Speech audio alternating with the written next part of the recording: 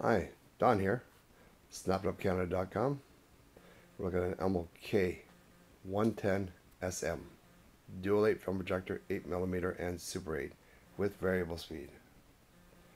Right down there.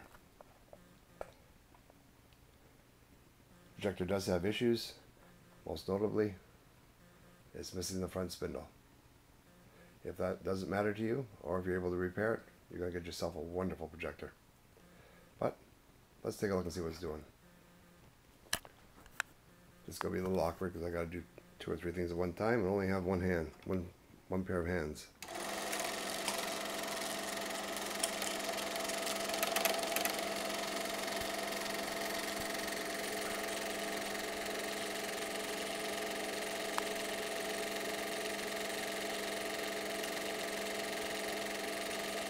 Elmo K 110 SM, dual 8 film projector with variable speed.